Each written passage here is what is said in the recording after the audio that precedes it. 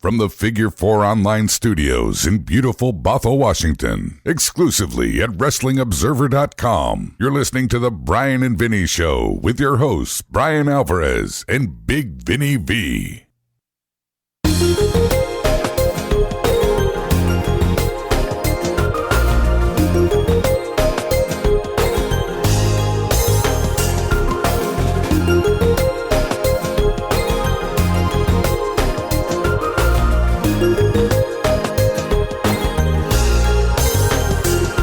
All right, everybody, it is the Bryan and Vinny and Craig Show here. It is October 23rd, 2018, figure4online.com/wrestlingobserver.com, retro, Raw and Nitro, 19 years ago this week. Lots to talk about here on this show here. Word. Yeah, Raw is still bad. I was just going over my notes here. I see words like terrible, awful, infuriating. Yep, Nitro is not boring. No. It's fucking terrible, though. It's been like a month now, maybe a little more. You said you needed Raw to get better and Nitro to got worse. Yes. One of those things has happened. One has happened. Nitro is much worse. Which makes it better. Yeah, it is certainly significantly less boring than the Raw show. Raw is just as, well, it's not as bad. I think Raw, if Raw before had been a 3, I would say that now it's a 4. That's still 40% of 100. That's deep failure. Still an F. I think that's very fair, actually. And Nitro on an excitement scale has gone from a 2 to a 9, and on a quality scale has gone from like a 6 to a 3. Probably a little generous, but your point stands. Yeah. So that's where we are right now. So we're going to start with Raw as always, Vinny. Yes. I thought I'd help you out here. Why, thank you. Yes. No, he wrote it out at the top of his page. I'm sure it's been deleted many times by now. No. Really? Do Raw first. I don't delete that part. Oh, how about that? So, WWF Monday Night Raw number 335, October 25th, 1999. The New Age Outlaws demand a tag title shot. Have we talked, by the way, about how these tag titles have bounced around like 4 times in the past month? No, because I don't give a shit. Okay. I have no idea who the champions are. I don't care. Like, no shit nobody remembers. Yeah. It's just, how could you? They changed hands last week, correct? I think someone Or the pointed week out before. they changed hands between the Raws we reviewed, and none of us even noticed. Right. Yeah. So the New Age Outlaws are not champions. Who are the champions? I believe, as we start here, it's the Hollies. Yeah, it's the Hollies. I thought it was Edge and Christian. They won them last week. They get a title shot on the show. I could have sworn that Vince said the Hollies are getting the shot tonight. No, that was last week, Brian. I could have sworn that Vince That was this show. was last week. No, on this show when he met with the Outlaws. That was last week, He Brian. said Edge and Christian are getting a shot at the Hollies. Dude, let's just get into it, and we'll see what the tag title match is. Craig, Yeah. I don't give a shit if I got it wrong, but I'm not talking about last week. I'm talking about what happened on this show tonight when the Outlaws met with Vince. I could have sworn that Vince and the Hollies are getting the shot. You're mistaken. It doesn't fucking matter, but I was not talking about last week. Yeah, I'm talking you're about incorrect. this segment here. Well, in this segment, he said Edge and Christian are getting a shot at the Hollies. Whatever. Who gives a shit? Clearly you do. I don't give a shit. Then why are you so mad? I'm not mad. We get the time on this. Get out of here, Vinny. Point is... There's going to be another shoot battle royal here in this fucking room in about 5 minutes. Great, I'll go home. I don't know where I'm going to throw you. I got a couple ideas. So the Outlaws demand a title shot. Vince says no. Edge and Christian are getting a title shot instead. Also, Mankind is challenging Hunter. He tells this to the Outlaws. I don't know why. They want... Anyway. Hunter shows up. He's not happy about having to have a match against Mankind. He and the Outlaws go back and forth. Hunter suggests the Outlaws should wrestle Rock and Austin. They're fine with it. Vince is fine with it. So that's the main event. The Godfather can't find Mark Henry. Eventually found him with like 20 women. Yeah, the Godfather is going to be facing Viscera. Again, a For rematch. some reason, he has to find Mark Henry first. Yeah. I mean, he would have been better off leaving Mark Henry in the back of the hindsight, hose. yeah. Actually, I got an explanation for this. Well, he was looking for the hose. He was looking for the hose, and Yeah. he goes, wait a second. Mark Henry's missing as well. If I find Mark, I'll find them. Well, he needed Mark Henry to be down there. He was like, Mark, we gotta go. I was like, what do you need him down there for? Right? As it turned out, it was a bad idea. Exactly. Yeah, so Godfather wrestled Viscera again. Last week, this was better than I thought it would be. This week, it was not. Vis challenged the Godfather to put the hose in the line, all 20 of them. Let me recap his promo here because I'm not making any of this up. First off, it's Viscera cutting a promo. You ever heard Viscera cut a promo before? Not since, like, King Mabel. Few and far between. Yeah. He cuts a promo and he says, I know that Midian might like farm animals, but I like hoes. By the way, his mic kept cutting out. So all you heard was like, but I like hoes. Sexy hoes. There's all this dead air. But for some reason, you can hear all of the important stuff. Can we get that drop, please? He really likes the Godfather's sexy hoes. He wants a match where all the hoes are on the line tonight. And Godfather says, that's fine. I got Mark Henry here to watch my back. Oh, Brian's proving a point. What are you talking about? I don't hear anything.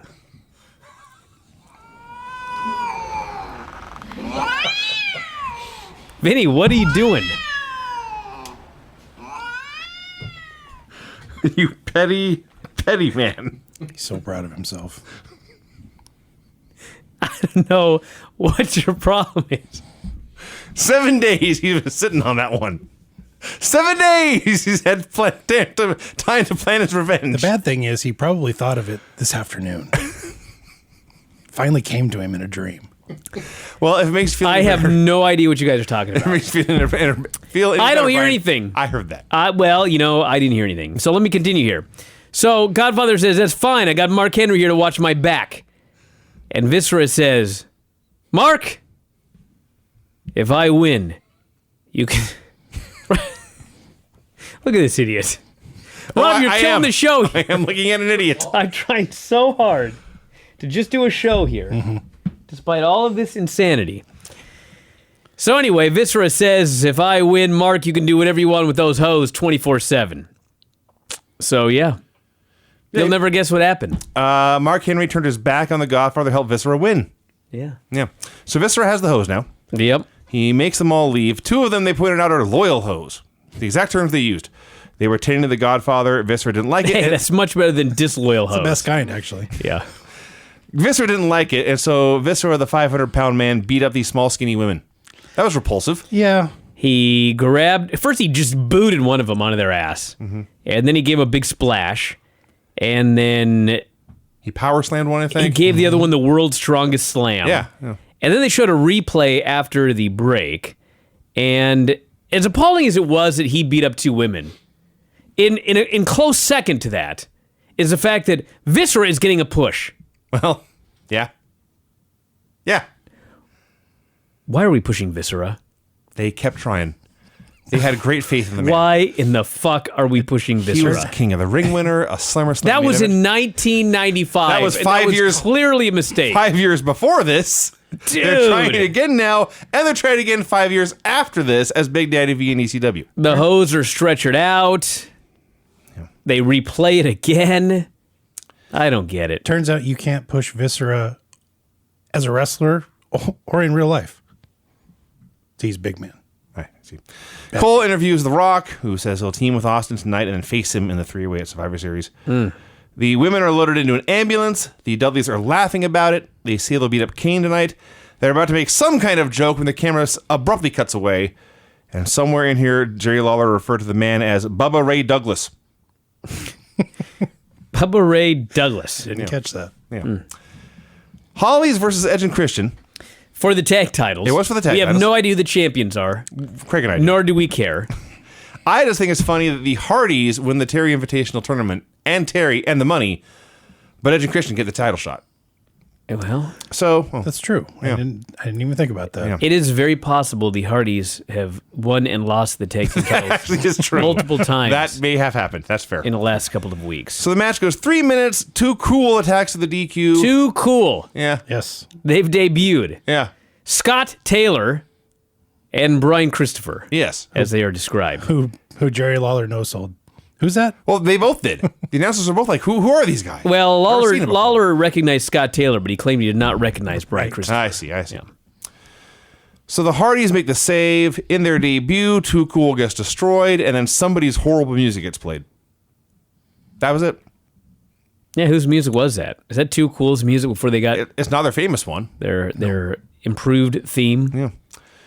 So remember last week when Moolah and May broke up? Yeah. They're back together. Well, they had a Granny and Sylvia are still friends. I see. You have little tiffs here and there, and you punch each other out, and Really? you kind of get Really? back. Yeah. Oh, you guys weird. wouldn't know anything about that. am I in danger?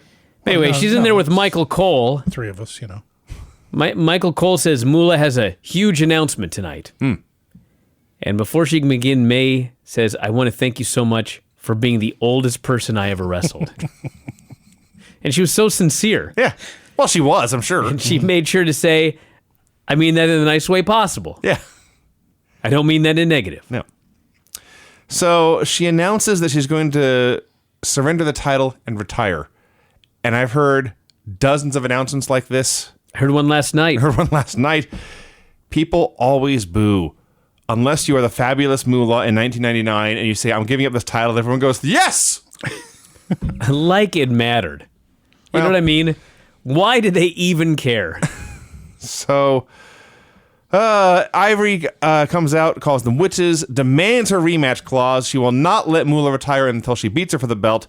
And then Ivory hit her with a lariat and pinned her in 10 seconds to win the belt. Yes. Mission accomplished. Then she beat the hell out of Mae Young, and she threw Mae Young over the top rope. Yeah. Mae Young grabs the top rope for dear life as she's going over. She's practically doing a pull-up. She whacks her hip and lower back on the hardest part of the ring. The apron. The apron. Falls her ass down onto the ground. And that was the spot right there. Don't draw attention to It was crazy. It was crazy. What are you talking about? Show's haunted tonight. I don't know what the deal is. Yeah, if you don't draw attention to it, it's not so bad. Prince Albert goes to talk to the Big Show. Says, listen, man, I like to wrestle you tonight. I like to compete with you, test myself, but I want you to know I'm not the big I'm boss not doing man." anything here, by the way. My hands are free. I can put them on my head if you want. Craig thinks there's some sort of gimmick right here. Put your hands on your head. Okay, don't move. Okay, Okay. I'll hang out here. So he tells Ah, Big Show, my shoulders are tired. I'm not the boss man. At this point, I think it was Cole. Somebody says, let's take an emotional look at the heartbreaking last few weeks of the Big Show. I assume it was Cole. It sounds like the kind of thing Michael Cole would say and not feel shame about it. Stupid storyline. Oh, it is. So Big Show versus Prince Albert. We have reached the stage where Big Show's wrestling in a shirt now. Yeah, but you know what? He threw an Inzagiri early. He did. The biggest, fattest Inzagiri you've ever seen. It looked pretty good. And Albert's not small. Yeah. He had to get up, get that leg up there. I was doing a match with Avalanche once. One of the few men I ever wrestled bigger than me. And he catches the kick and says, Enzigiri. I'm like, are you serious? But I jumped up there as best I can, and he had my leg, which helped. And He called you to do an Inzagiri? Yes. Wow. Yeah. I mean, I could see him having the balls to try it himself, but Yeah. he told you to do it. Yeah. And Wow. no one died, and apparently it looked okay. Wow. I never did one again. Oh, you should have put it in your repertoire. Retired undefeated as an Enzigiri-er. Yeah. Yeah. Anyway, Should have done a gimmick where you tried it with everybody, but since you're so tall, it just went over Went over everyone's their head, head. and they started their comeback. damn, that's good. Couldn't do it with Avalanche. Though. Didn't work with him, but it worked with most other I guys. got plenty of ideas. Anyway, this is all more entertaining than what actually happened here on this episode of Raw. The Big Boss Man comes out with a microphone and it declares to the world, I visited the Big Show's father in the hospital and I stole his pocket watch. No, Vinny. He went to the hospital. This old geezer is in the hospital. He was about to pull the plug on the old geezer. He was going to kill the Big Show's father. And I guess a nurse showed up or something, and thus he just stole his heirloom. His watch. So he did this dastardly deed, flew to the building, Yeah. and Big Show was only just now hearing about this. Yeah. No one told him before? Okay. You know what's funny about it is, this is what's weird about storylines like this. So, we presume, what's that face for? This is what's weird. I don't even know what you're going to say. Okay, well, But let me there's so say much. it then. There's a ton. So we're I presume supposed to believe that the big boss man is full of shit. Well, yeah. Are we supposed to believe that he really went to the hospital? That's what I thought. Because he shows up with the Big Show was fooled. alleged heirloom, and you would think that if he showed up with the heirloom,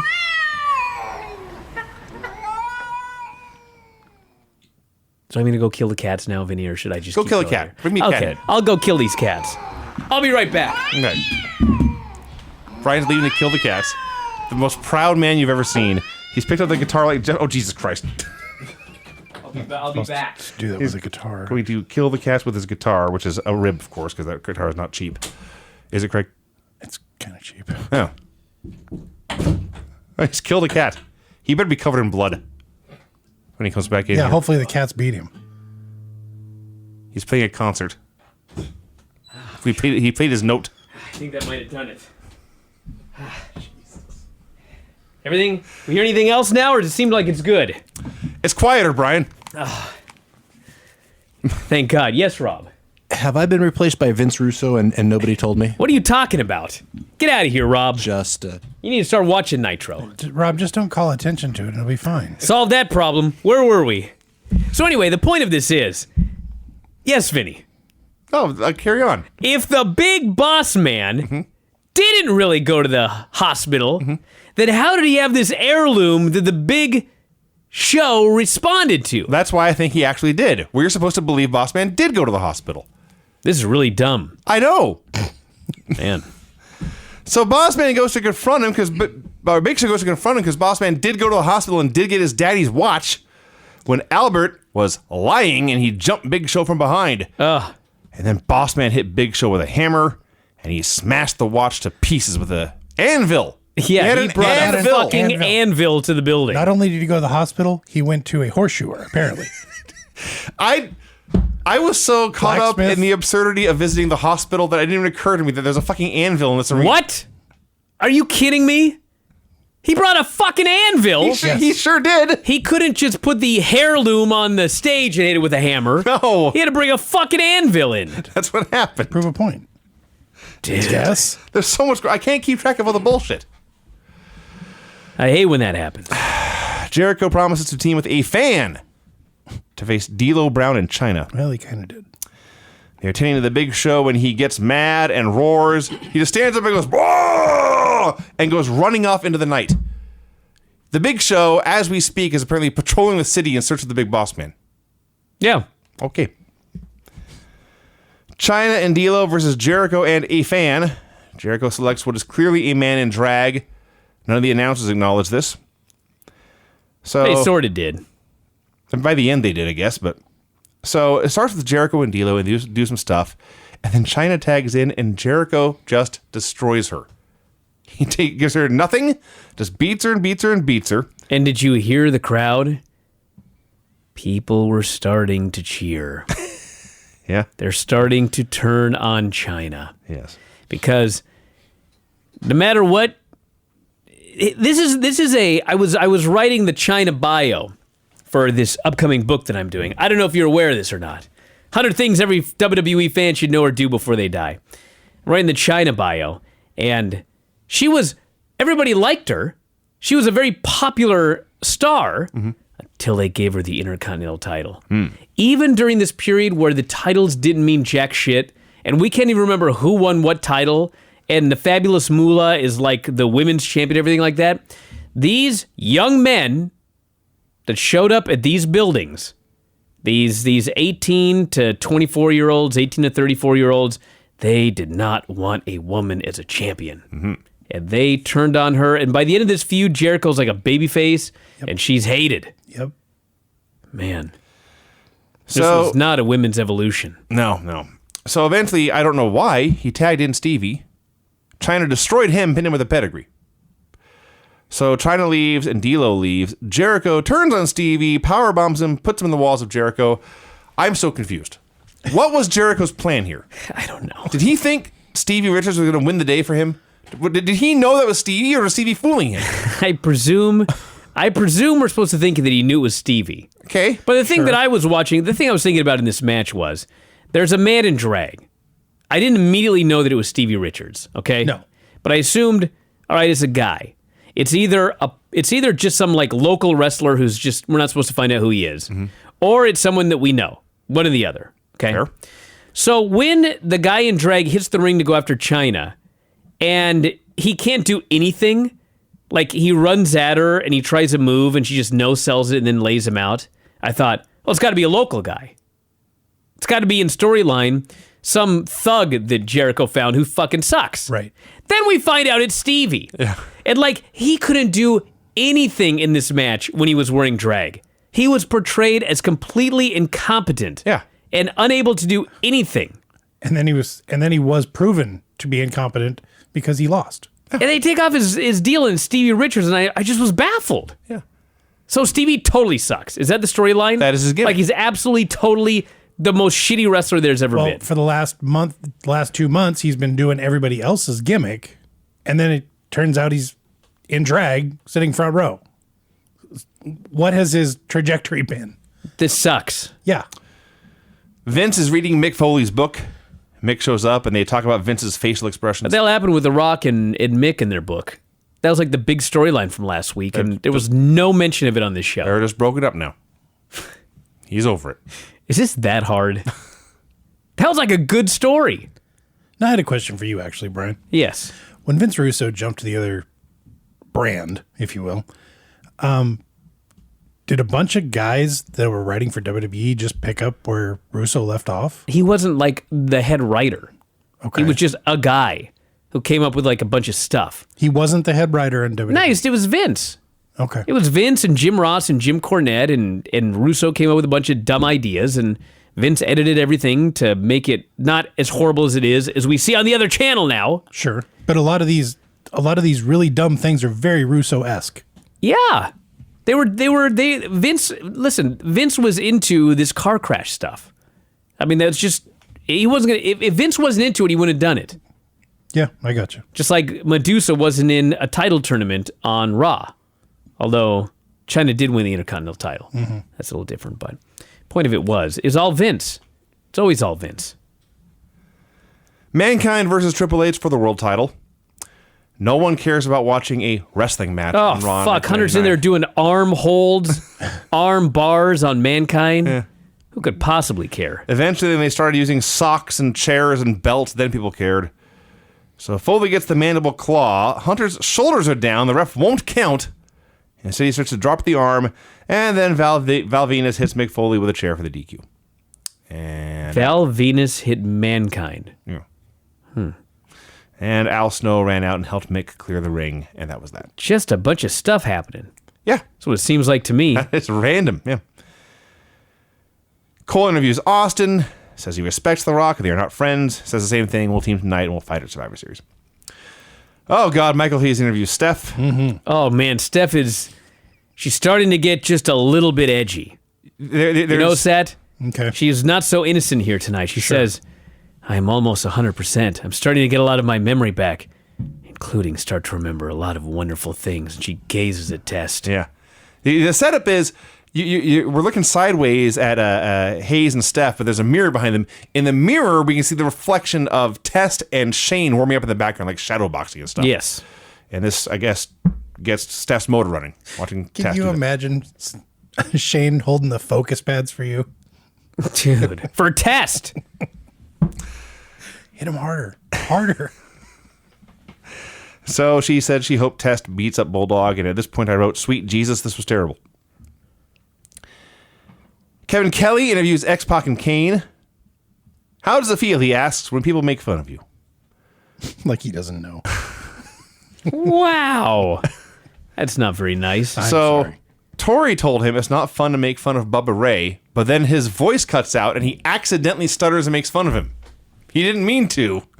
It's just his own handicap. He starts to use his voice box. X-Pac tells him to stay out of he tells X-Pac to stay out of the match. X-Pac says fine, and then the Dudleys attack and they steal the voice box. Oh, Bastards. what could be worse? The match. This fucking match was actually very bad. Bubba Ray Dudley versus Kane. It's however long it went, 3 or 4 minutes of just Kane blatantly beating up 2 guys. Devon, it may as well have just been a handicap match. Devon's in the whole time. And then finally, even though it's been a handicap match the whole time, the ref just calls for a DQ. Fuck you. Tori's backstage going, X-Pac, you should go out there. He is your friend. You should go out there to help him. Finally, X-Pac lurches down to the ring. I don't know if he's injured or something, but boy, could he not run. And the heels fled. They ran away from X-Pac. Yeah, both of them. The Dudley boys. The Douglas boys. Everything about this was terrible and infuriating. Kelly interviews the Bulldog, who says Test won't remember anything about anybody. Yeah. He says, Steph is regaining her memory, but Tess will not remember anything about anybody after I'm done ramming his head into the cage over and over. Concussion humor. That's funny. I thought, man, I didn't think they knew about concussions. What is this fucking Bulldog talking about? So Test versus Bulldog in a cage match here in the middle of Monday Night Raw. Yeah, thank God they were in a cage. That sure kept everybody in and everybody out. Well, it's important that Test does his elbow off the top of the cage in this match here that no one remembers at all. I didn't. Nope. The posse runs in, breaks into the cage. Shane runs in, dives into the cage, overshadowing Test's dive with his own. The Mean Street Posse runs in and they like just climb over the top and get in. I'm like, why is there a fucking cage here? What's the point of this thing? Besides just something for fucking Shane to jump off. Jump off of it. So then at the end... And Test, you forgot him too. Well, yeah. At the end, the Mean Street Posse goes to leave, okay? So they're in the cage and they got to go out the door, right? Right. The door, in theory, is supposed to be locked. It's supposed to be, yeah. Did you see them leave? Just open the door and go. They walk over there, and Pete Gas reaches through, and he unlocks it, and they leave. I was like, this is so fucking stupid. That happened. So here's a question. Who won this match? Nobody. We all lost. I think Bulldog was out of the cage first. Bulldog vanished. So he must have left. I don't know if he Actually, won. you know what? I don't even know if he escaped the cage. Actually, one of the announcers did actually call attention to Bulldog actually not being in the cage, so he must have won. He must have won. So we don't know. It was never announced. There was no bell. There was rung. no announcement. No. We all lost. This by is watching bad it. professional wrestling. Yes. Hunter taunts the Outlaws for a while. I got more. Oh. So Shane runs down. He does his high cross under Rodney and Joey Abs, and Jim Ross is explaining to us. Jim Ross. Shane would do anything for his sister. I was like, have we been watching different shows?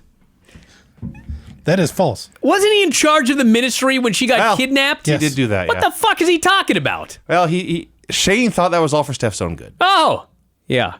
His heart was in the right place. So, Test. When she was kidnapped. Oh, there's another one. So the posse tormented leaves. for a week. Yeah. And Test goes after Joey Abs, drags him inside. Then he throws him outside. So I don't know why he brought him inside. Just throw him outside. And then he throws him outside, and the other two slam the cage door on Test's head. Yeah. Yes. Test does not sell it at all. No. It whacks into his head, and he stumbles back, and he just gets up. And then they play Vince's music, No Chance in Hell. Stephanie runs down to Vince's music, and they all, like, coddle I'm so each other happy in the I ring. didn't write this bullshit down. It was awful. It was so horrible. And you know how much Stephanie and Shane and Vince and Linda were going to get leading up to WrestleMania 2000? Quite a bit. That's the main event of the show. The Acolytes go to the friendly tap. I can't take much more. The show's almost over. This thing.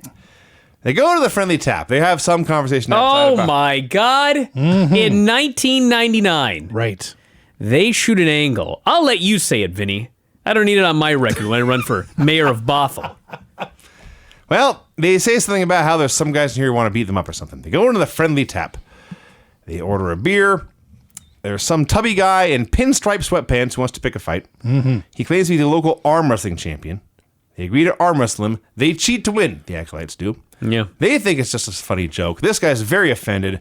They go to pick a fight, and then one man does one of the dumbest things I've ever seen a human being do. Yes. He goes to Ron Simmons Yeah. and calls him a word that starts with a D and ends in Archie. Yep. Don't do this, everyone. No. Ron Simmons will kill you. He said this over Like and 5 over times. again. Yes. Right away. Like Farouk was, he was almost willing to let one slide maybe, but then after the fourth one, it's like, okay, time to die. And then the Acolytes unleashed hell. Yeah. There's just carnage and warfare and destruction and terror. I saw a body go flying through the air and land back first on the hardest part of the pool table. Yeah. It was the apron of the pool table. Yes. Just cracked him. After he called him that, I just assumed that this footage would never get out because there'd be no witnesses. That's possible. May have been their thought. This So- was Tim White's Tavern, the Friendly Tap. Right. They destroyed everything and then rebuilt it again. Can you rebuild a man's spine? Well, that guy was just That dude- collateral damage. Didn't they destroy it every time they came to town? Yes. I think so, yeah. Main event, New Age Outlaws versus The Rock and Stone Cold Steve Austin. I would have, if I owned the Friendly Tap, Rename it. no, I would, A violent tap. come on, the Friendly Tap is an inviting name for some people. I see. So I would have left a portion of the Friendly Tap destroyed. Sure. It's an attraction. Sure. You know what I mean? You don't want to rebuild it every time. So- People so- want to come in and see where that guy died. Yeah. Then sell gimmicks at the end. Or just a pile of broken pool sticks. These were the acolytes did. Hey, we'll sell you one for $50. Yeah, you go to a secondhand store, you buy a bunch of shit. Yes. You break it, and then you say they're heirlooms Sure. from the Friendly Tap, and you sell them at an enhanced price. You signed them, Farouk. Yeah. There you go.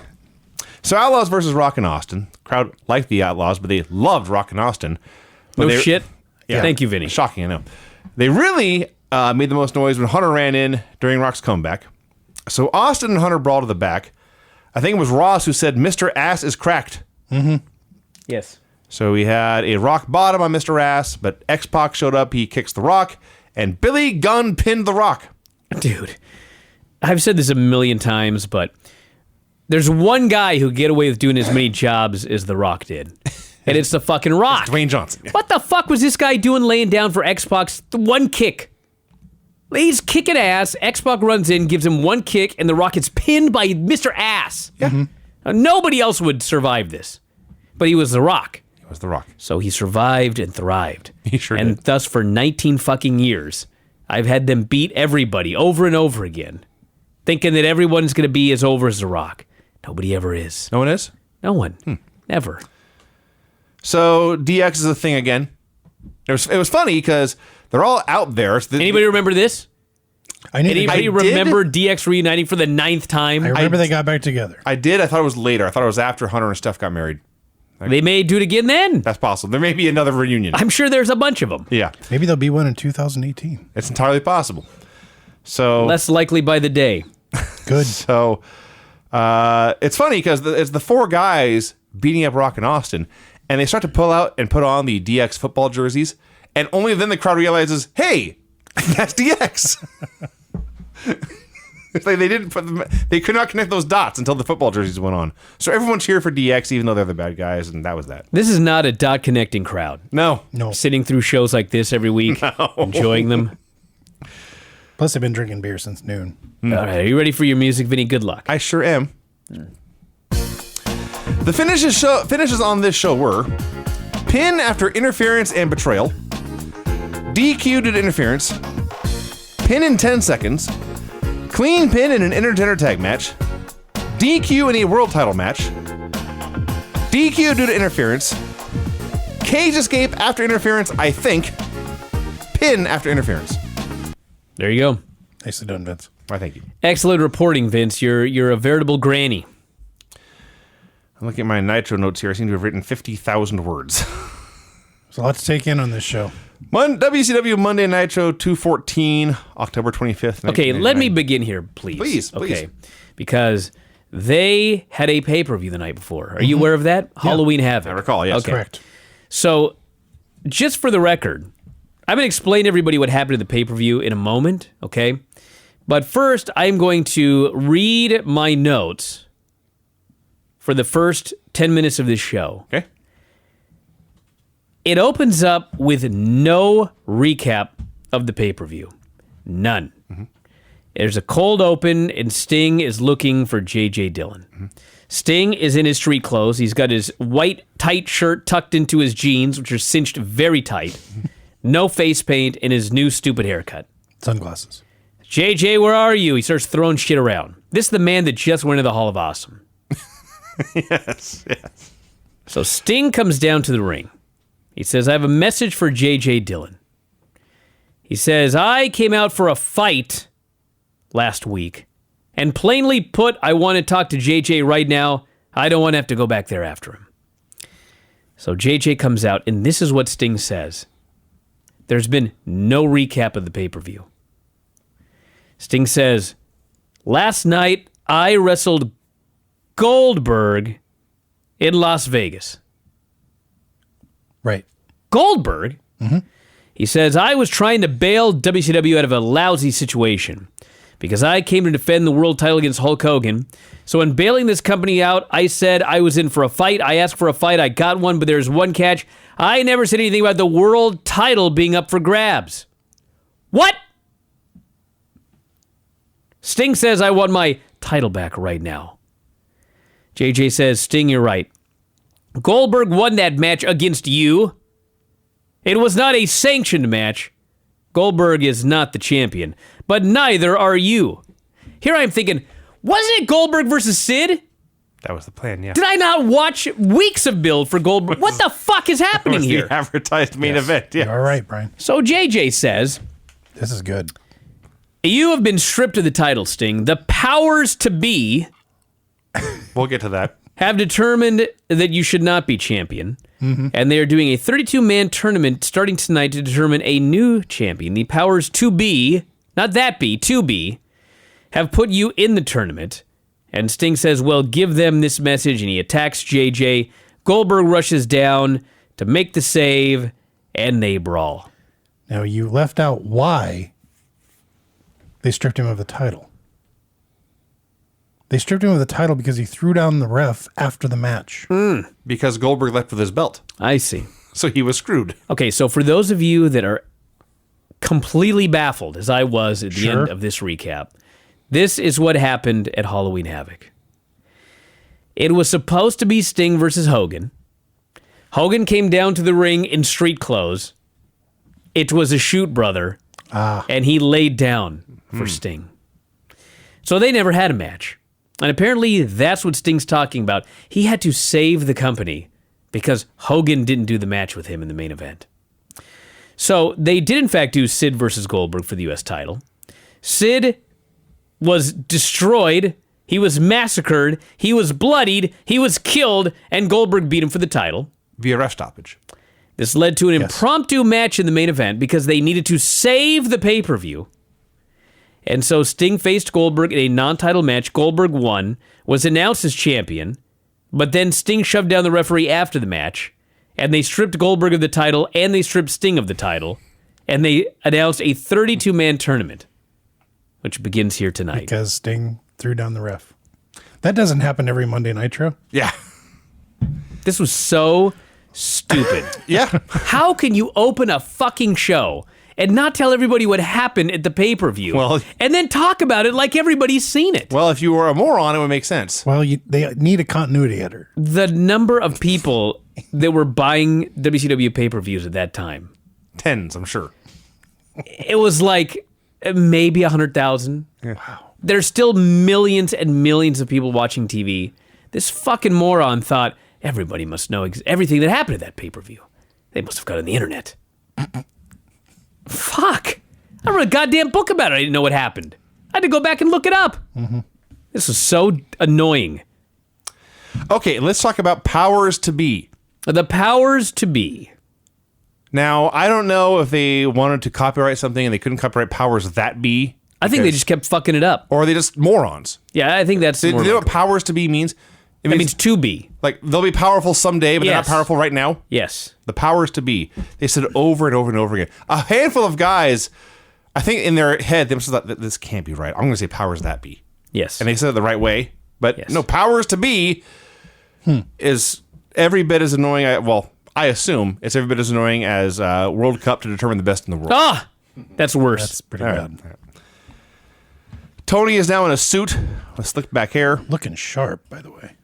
Why wouldn't he be? Well, we got to turn the show around. Well, put them in a fancy outfit. So they go through what happened at Halloween Havoc, and Heenan points out Sting is totally in the right here. He bailed out the company, and they screwed him and stabbed him in the back. It's true. It's exactly what happened. Yes. They actually have brackets for this tournament, which stunned me. Well, They have brackets for one portion of the 32-person tournament. Yeah. There are 8 quadrants, or 4 quadrants. 4 groups. They have one quadrant here so far. That's how it's done. And in the quadrant, NCAA they don't even know who one of the people is. There was a mystery of entry. That's true. I'm like, well, why don't we do another fucking quadrant where you know all the people in it? Why do we have a fucking question mark on the screen? Well, that's how- Not only that, they have these brackets. You understand what I'm saying? I'm with you. Okay. They only had one size font. This is what the brackets read. Are you ready for this? Luger versus Steiner. Package versus Which Steiner? Didn't say. Because they ran out of fucking room. Or did... Then it says DDP versus D Flair. D Flair. Yeah. D period Flair. Question mark versus Medusa, who's not a man in this 32-man tournament. Thank you, Brian. And Kidman versus Conan. You know what's funny? I actually screen capped this. I'm looking at it right now. They did have different fonts because total package is spelled out. Oh, no! It's not even T package. It's total package. T package. It's total package. And then just Steiner. Charlie Steiner. When I saw Steiner, I was so mad. I was like, which Steiner is it? Is it that hard? You couldn't put R Steiner? You put a fucking D before Flair. Oh, God. So that was the brackets. Then the powers to be, The creative team. the they creative say. team, have alerted us that the outsiders must wrestle tonight. Nash is alerted. He says, I've retired. Hall says, I wrestled last night at the Crazy Horse. Nash says, I have no gear. I'm not even wearing underwear. But, they say, we have something that rhymes with gear. It's beer! They were even more excited than you were. They came to the building The show is not to boring. drink. It's not boring. There's a lot to take in. It's awful. It's not boring. Did we mention that one of these first round tournament matches is going to be Goldberg versus Bret Hart for the U.S. title? Oh, yeah. Yeah. Yeah. Goldberg is I U.S. didn't mention champion, that if you had one. forgotten. Yes. Oh, yeah, we said the night before. That's why I didn't know. Yeah. Just keep that in mind. Mike Tenay interviews Norman Smiley. Norman says, I'm facing Bam Bam Bigelow tonight. Obstacles and utensils are amusing to him, he says. But tonight is my chance to show I'm a scientific, technical wrestler. I'm the toughest man in WCW. Watch and see. Yeah, and that's the thing He's about got a this, character now. the thing about this tournament. The thing about this tournament, they just randomly insert gimmick matches. This is a tournament match that's going to be a hardcore match. Well, we'll get This to was a tournament match? Yeah. Yes. It's Bam Bam Bigelow versus Actually, it Norman was. Smiley. Yeah, I wrote that down. In a tournament match. Can you imagine? So, It was a minute long. A hardcore a minute match. 25. I actually timed it. Sorry. So Bam Bam comes out with geeks and a cart full of weapons. Norman comes out. He's not happy to see this. And Bam Bam says, since you are a scientifical wrestler, I challenge you to a hardcore match. Norman did not accept this challenge, but Bam Bam just started hitting him with shit, and the ref said, okay. Can you imagine booking a 32-person tournament for the World Heavyweight title, which they claim dates back to 1905, and your first match is Bigelow versus Norman Smiley in a 1 minute and 25-second hardcore match where Norman Smiley, with a trash can on his head, falls into Bigelow's balls, does a big wiggle, and pins him. You're How could you possibly care? you are over giving this too much credit. In what way? Bam Bam puts the trash can on Norman's head. He's beating him, and he stops to pose or whatever. He turns around, and Norman like takes a step out of the corner, and they bump into each other very softly. And Bam Bam Bigelow is killed. He falls over knocked dead. out. Then Norman falls over and trash cans him in the balls. Then he takes the trash can off. Then he does the big wiggle. Then he tests to make sure Bam Bam's dead, and then he pins him. Yeah, Horrible. absolutely horrible. Hideous. So not only is it a total joke, but we have the first winner in this World Championship tournament, and then for the first time, I think I get to say this, it's to the back. It was to the back. Now There's a much worse one later. Yes. Oh yeah, I'm A criminal to the back. I'm later. sure. Now, it wasn't Mike Tenay saying to the back, but we did go to the back to Mike Tenay. He's interviewing the outsiders. Nash insists he's retired, says for some reason they can't talk till the top of the hour. And when they got to the building, that earlier skit with the cooler, they were talking to Mike Graham. Here they buried him. He's not their boss and how small he is and like anyone watching Nitro in 1999 knows who Mike Graham is. We had a recap of Flair at the pay-per-view attacking the Holy filthy animals. fucking shit. This was the filthy animals burying Ric Flair in the desert. Yep. Yeah. Fuck. Little uneventful. So for those of you that don't know, the first thing that Russo wanted to do was retire Ric Flair.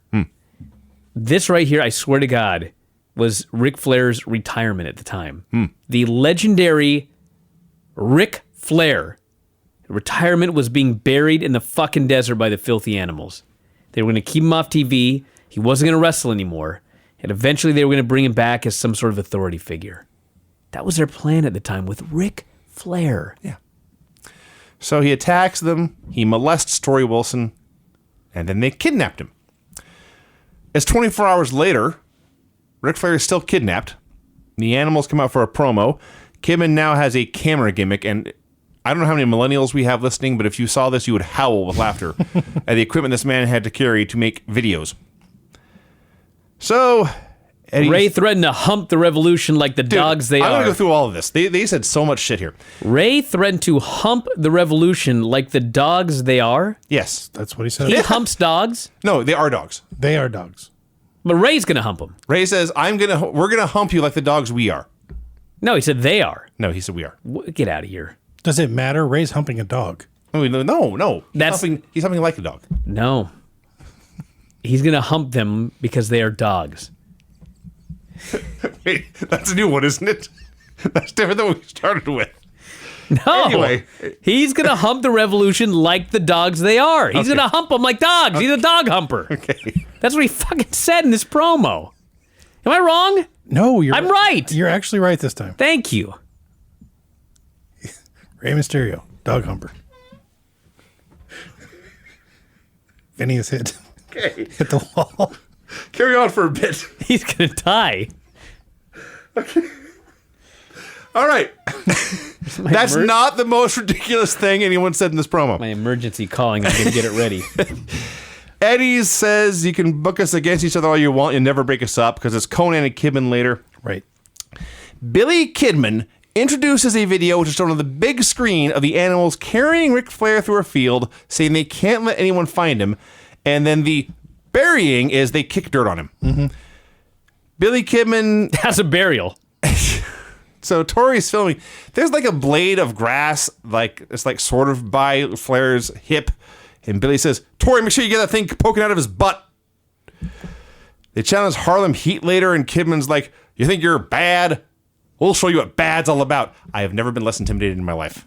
Billy Kidman trying to act cool and tough is the biggest shit show. Somewhere in here, Ray did indeed threaten to hump people like dogs. Mm-hmm. Conan. Oh, he admits it now. Conan says, when the animals are in heat, somebody's dead meat. Yeah. I defy you to name a worse catchphrase.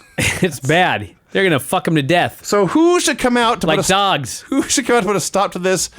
But Dean Malenko and Perry Saturn carrying some kind of thing and wearing banana yellow gym shorts.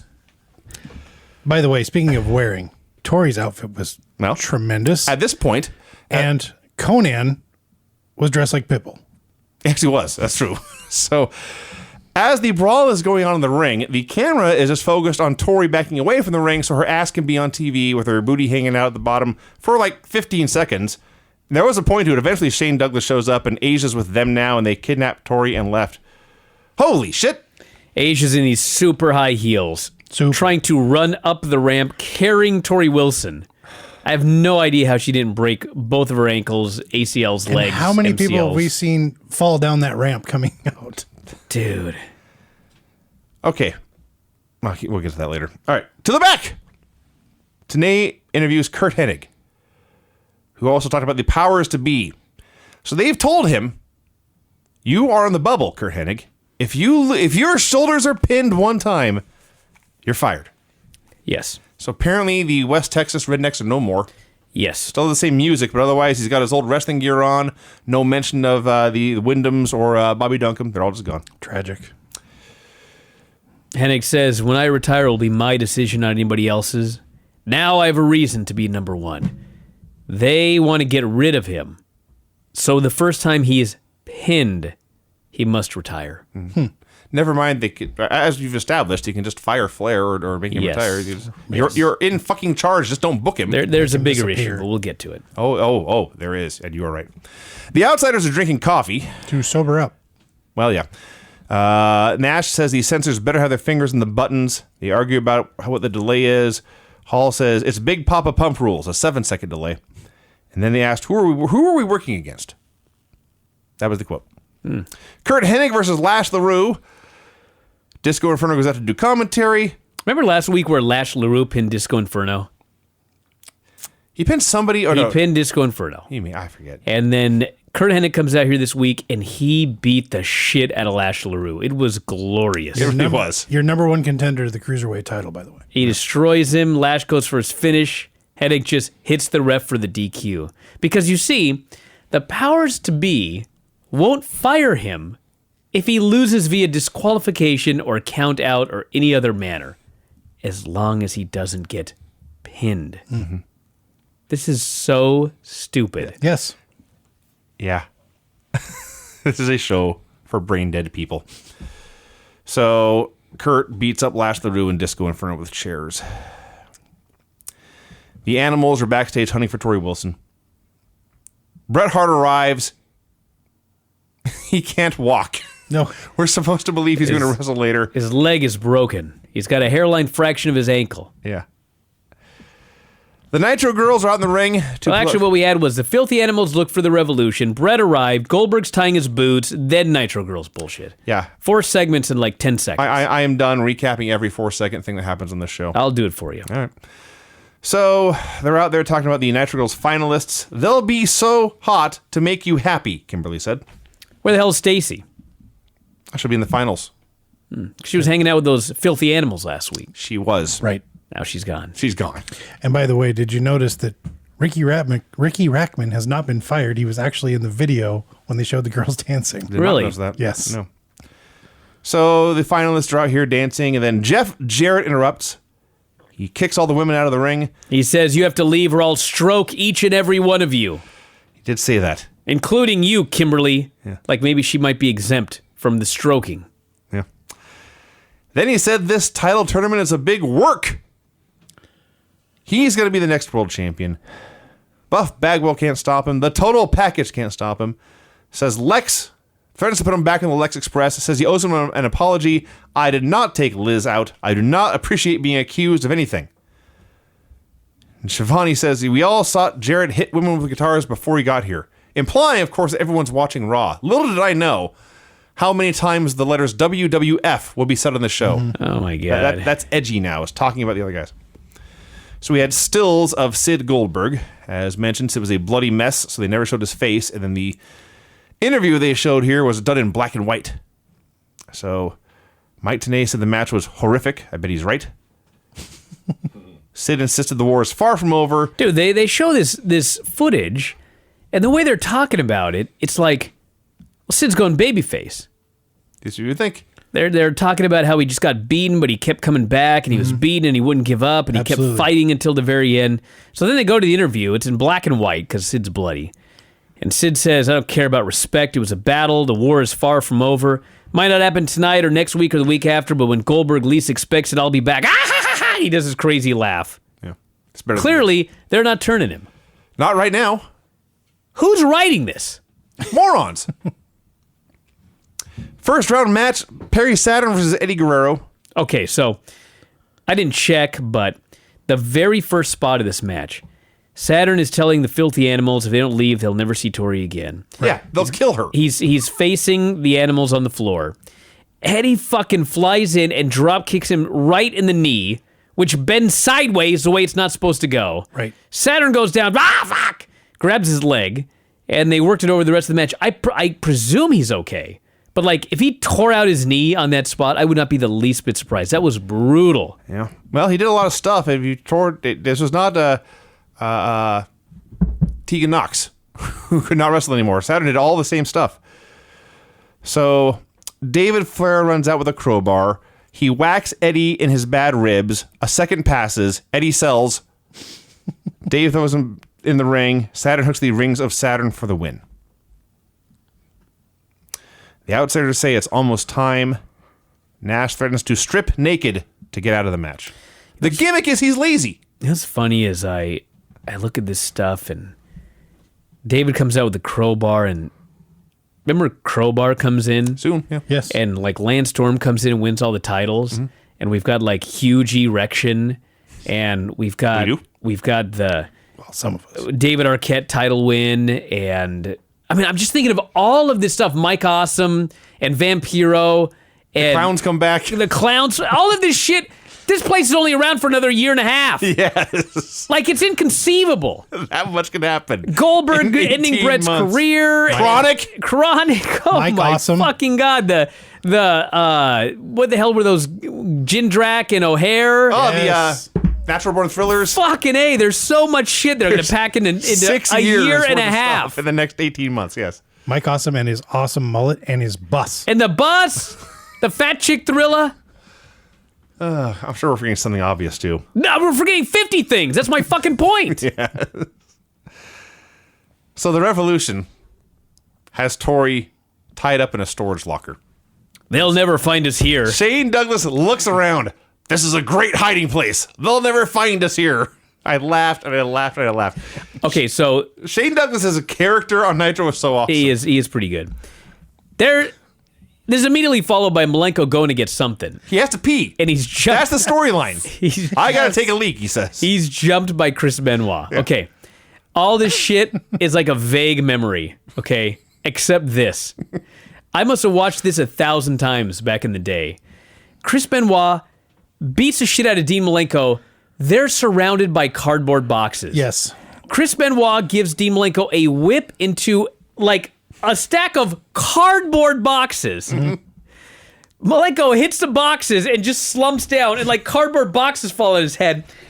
Benoit was so good at delivering a beating that he looked like he just ended Dean Malenko's career, whipping him into those cardboard boxes. Yes. I watched it over and over. It was the most glorious beating, and he didn't do a thing to the guy. He went into cardboard. So he also locked the Revolution in their locker so they could only watch this as he beat him and beat him and beat him. This beating went on longer than most of the first round matches in the World Title Tournament. And was significantly better. That's also Yes. true.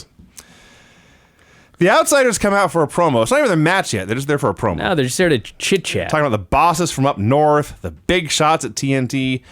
Nobody tells them what to do. They're going to get censored. And then Goldberg interrupts from the crowd. And Goldberg, it's a short promo. He warns them he hasn't forgotten. And they're next. All they got out of this is that Bill Goldberg's freaking enormous. He's gigantic. When you see him next to normal humans. Holy shit. Allow me to talk about Randy Savage here. Okay. Randy Savage and Gorgeous George are back. Randy Savage is wearing a glittering red suit and a glittering red hat. I think Bobby Heenan saying it looks like Elton John on a date. This is what happens in this promo, everybody. Someone wrote this. Randy Savage comes out. He mentions Vince Russo by name. He says, if Russo hopes I'm going to make an ass of myself in the ring, it's not happening. I'm well hung.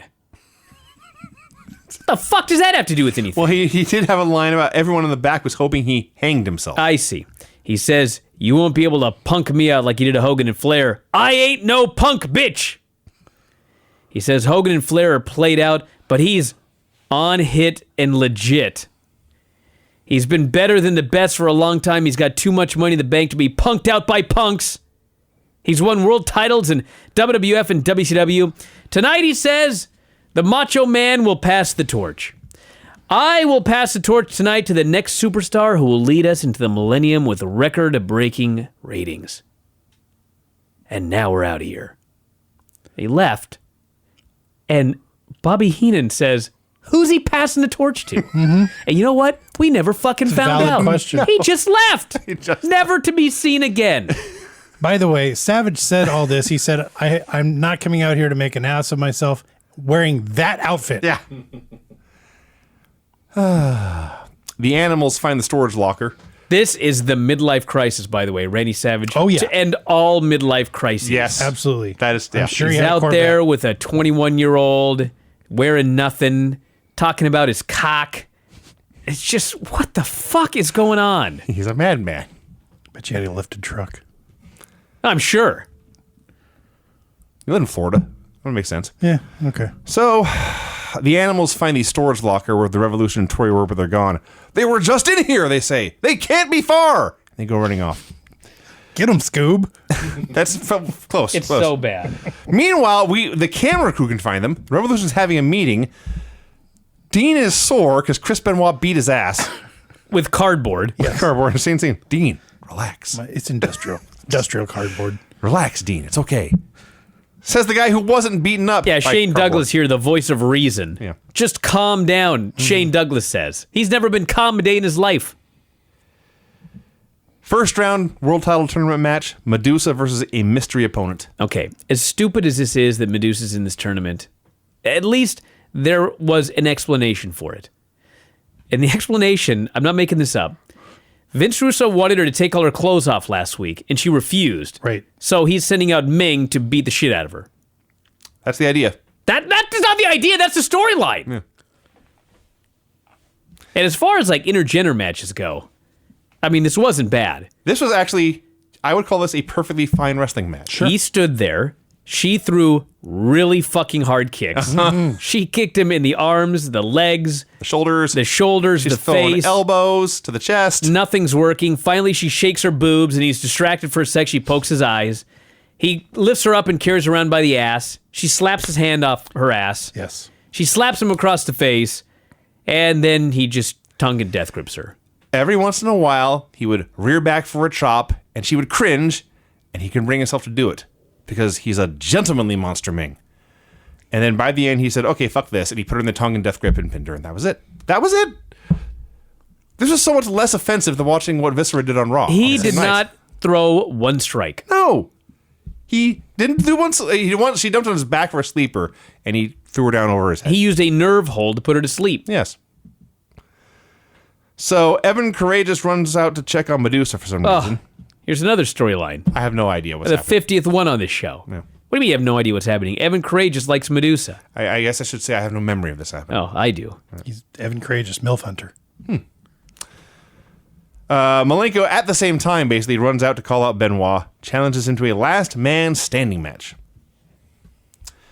The Outsiders are back on their couch talking. We're barely halfway through the show, by the way. Ugh. Hennig bitches to Brad Armstrong about how dare they put him on the bubble. Is so awesome. Kurt Hennig is with Brad Armstrong. Brad goes, "Powers that be told me that I've got no personality." And Hennig goes, "You?" Brad goes, "They told me to call my little brother and not come back until I have one." Hennig is shocked. Now, to be fair, like, people who knew Brad Armstrong said that he was fucking hilarious. And he was just overflowing with personality. He just never could show it in the ring or on television.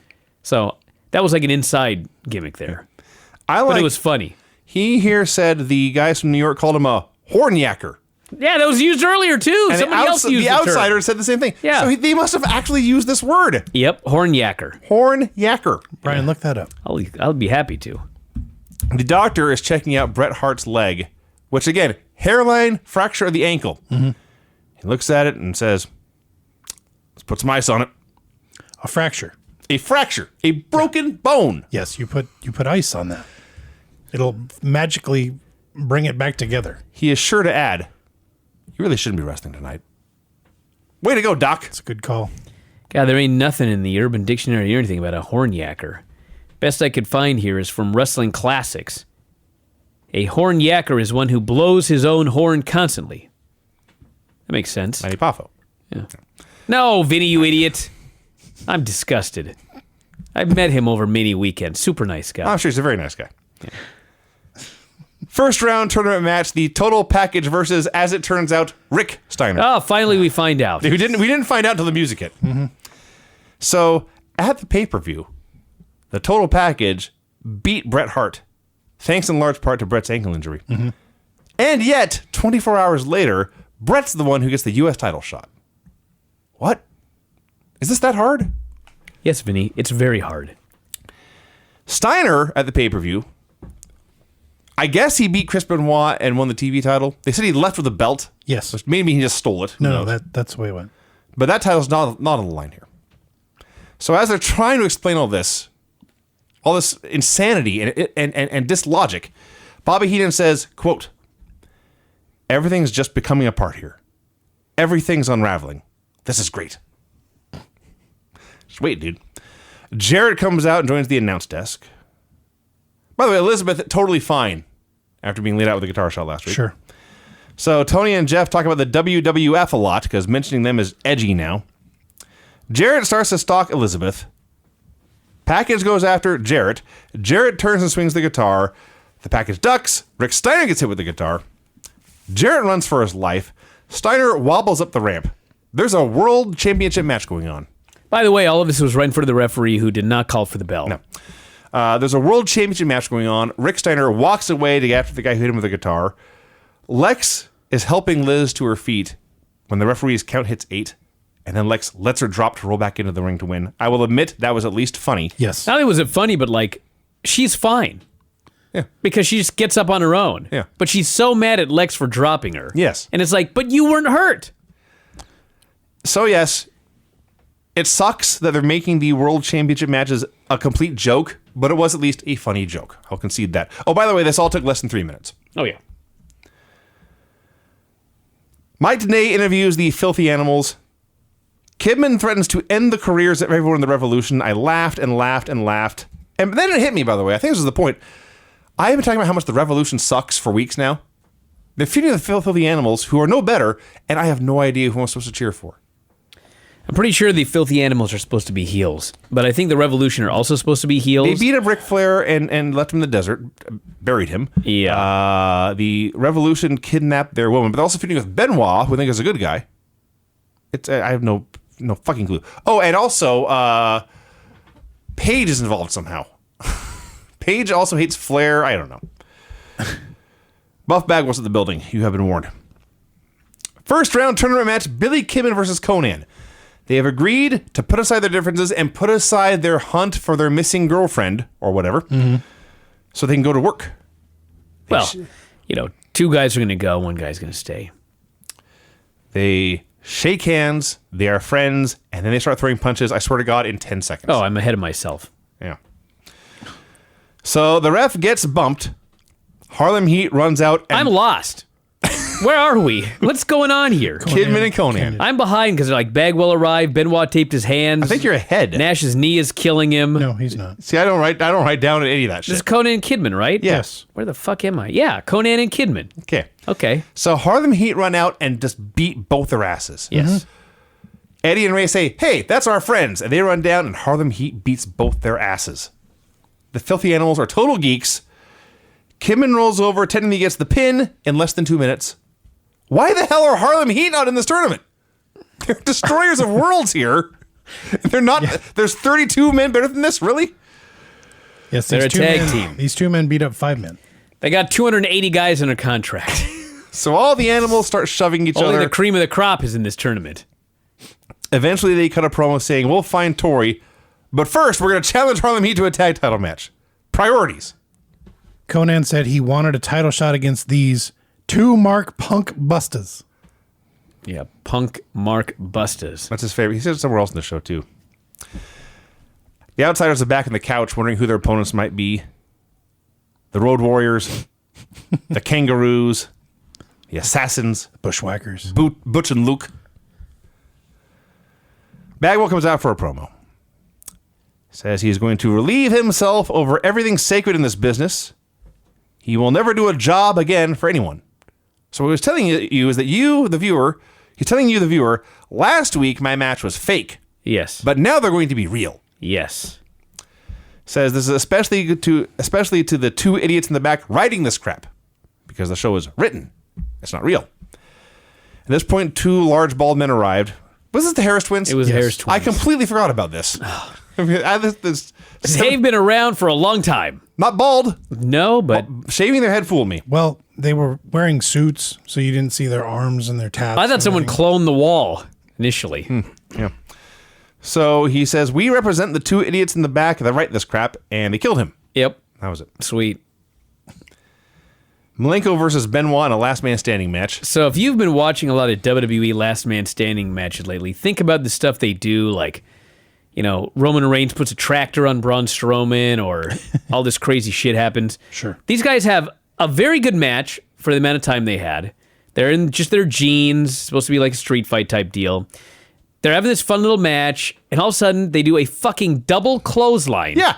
Benoit gets up, and Malenko doesn't, and that's the end of the match. End of that. Yes. 7 minutes. What? 7 minutes, and Dean Malenko cannot get up after a clothesline. Not even like a Nikita Koloff Russian sickle. No, they bonked into each They other. crashed into each other. Benoit cannot possibly have done this at full strength.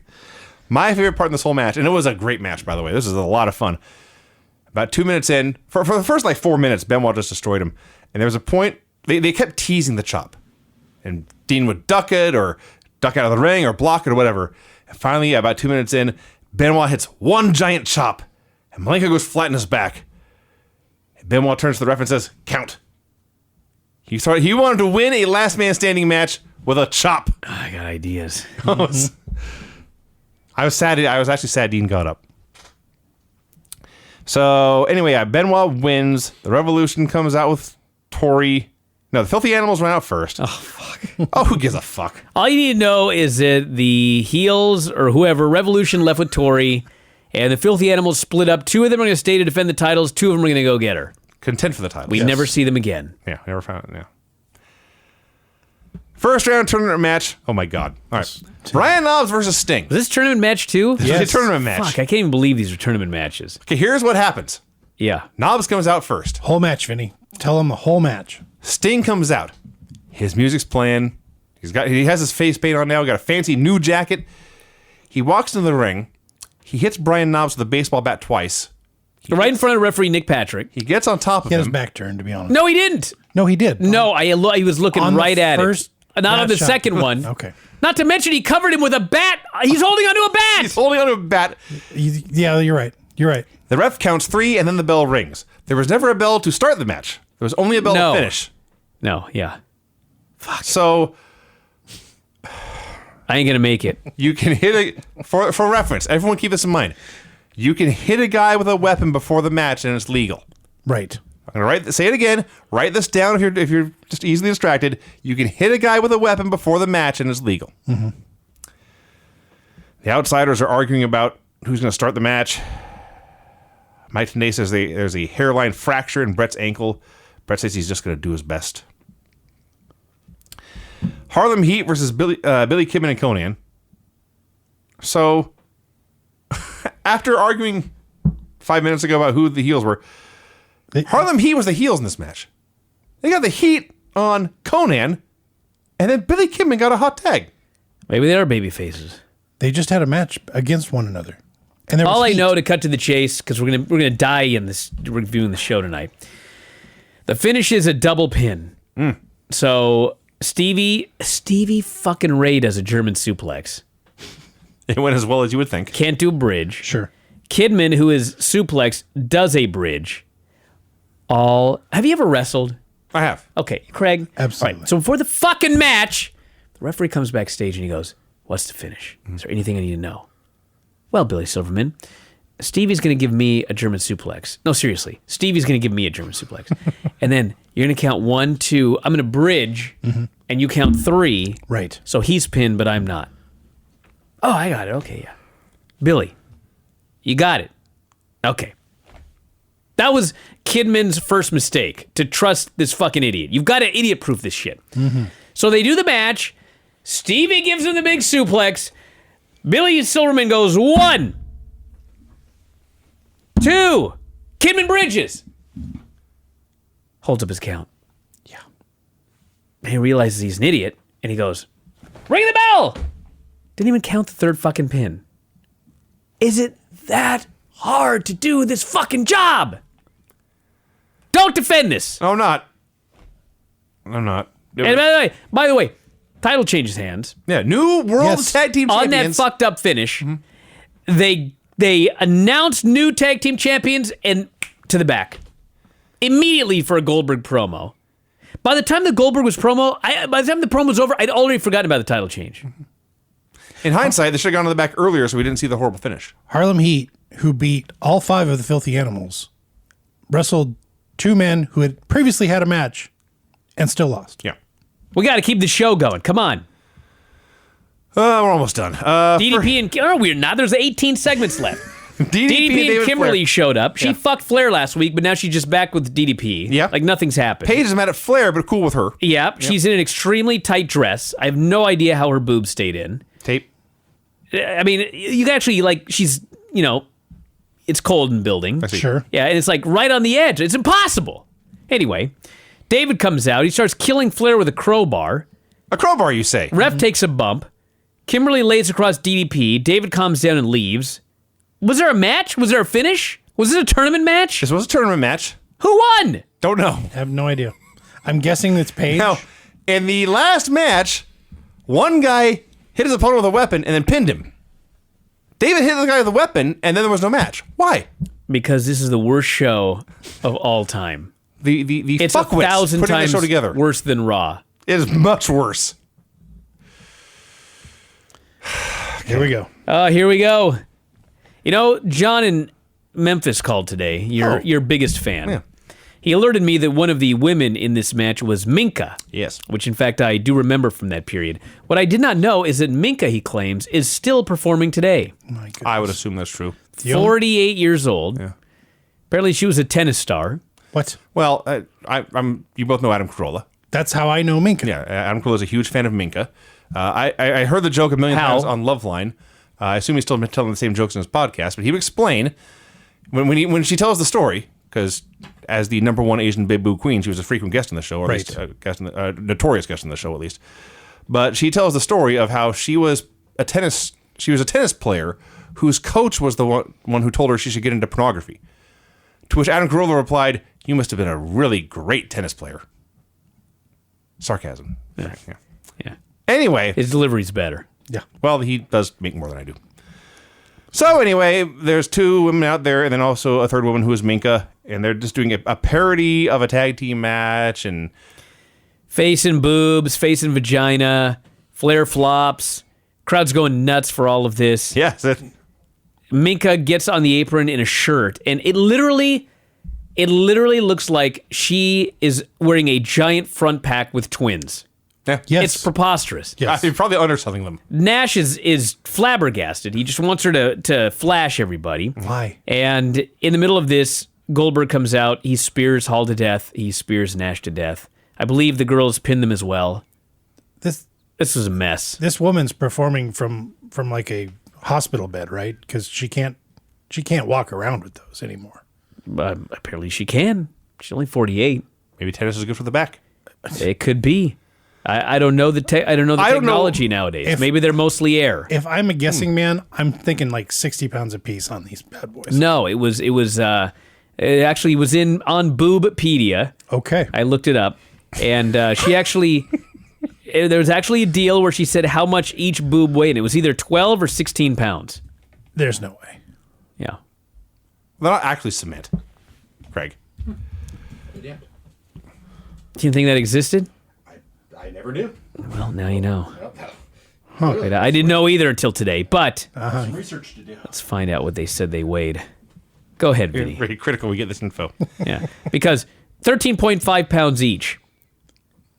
She has a cup size reported as 55 triple K, Oh my God. but because she has a 23-inch waist and a chest probably in the range of 30 inches, that would actually make her bra size a 30P. People spend a lot of time on this. You should see how long this Boobpedia entry is. It also has a list of various films that she's been in, which even I can't read these on the air. Granny's listening. I mean, there is Best of Bosom Buddies. That's not too bad. I'm waiting for more. Boobs Ahoy. Monumental Mams. What's that one about? Well, Vinny, Stonehenge. Monumental Mams. Oh. Main event. First round match for the U.S. title. Bret Hart versus Goldberg. Tit attack. Is Terry in that one? That's the worst kind of attack. Or maybe not. So, I'm dying. So they're having a fun David and Goliath match. Bret is, of course, on one leg. He's a one-legged man in an ass-kicking contest. And it's Goldberg doing beating him up and stalking him. Hold on. Brian checked Hold on. out. Why bother? Brian, what'd you find? What'd you find, Brian? Just Share with the rest of the class, please. keep reading. No, you have to. No. Just keep going. Okay. So, every once in a while, Goldberg... Come on. This isn't fair. I can't read this on the air. Craig, go read that. Really? I'm going to send it to you, Vinny. I'll text it to you. There you go. It's just so, like, they're not even pretending it's something else. I mean, boobs ahoy could be many things, but I mean, this I'll quote it now. Well, I mean... Name 3. I'm sending it to you. Go ahead. No, I didn't say 2. Can't text it. Was I wrong? That is... The only, now, we'll have to check this out and time it and see if it's actually 3 hours. What? Does anyone care about Goldberg and Brett at this point? No, who gives a shit? So, ref gets bumped. The Outsiders and Sid attack Goldberg. They're outside saying, or the announcers are saying, Brett's on the floor. He can't see any of this. Like, his leg got hurt. His ears and eyes are fine as these 300-pound men are beating up Goldberg. Let's just cut to the chase. Everybody comes down, bunch of shit happens, Goldberg gets fucking pinned. Yeah. Russo couldn't last 2 weeks without pinning Goldberg. No. Does anybody remember Goldberg's second loss? No. I fucking didn't remember till I watched this. Can you imagine? Yes, because they're fuckwits. He's out of the tournament. He's still kicked out at 3. I'm going to delete that text. And, It's going to be difficult to explain later. yeah, it's not boring, but it's fucking horrible. This show. It is fucking horrible. It is. It's actually- 3 hours of fucking horrible. 3 hours of big. Brian, play my music and let's go home. Okay, where's it at? Jesus. I'm dying. The finishes on this terrible, terrible show were The Duke of Knockers 2. pin in a hardcore comedy match to kick off the world title tournament. Intentional DQ in 2 minutes for a guy who can't get pinned because he'll get fired. Submission after interference. Clean pin. Count out after interference. Pin after interference on both men. Knockout in a last man standing match. Pin after pre-match weapon shot, which I guess is just legal now. No finish due to pre-match weapon shot, which I guess is no longer legal. Pin after interference. Jesus, we had to go through the song almost twice. Wow. God, even more funny than the names of the various cinema here are the names of the stars here. Penelope Pumpkins? It's Halloween themed. I guess so. Some of the names and the ones that I sent you. Anyway. Hey, everybody, we're out of here. It's been real. We'll be back on Thursday with Granny. Hopefully she's not... I warned her not to listen to Tuesday's show, so... Good idea. Yeah. No one should listen to this show. She'll be back on Thursday, and everyone else is back this week. Filthy's back tomorrow. Lance is back on Friday. Dave's here. The gang, the band is back together, just like the Outsiders. So that's it from here. We'll talk to you again after a while. Good night. Adios.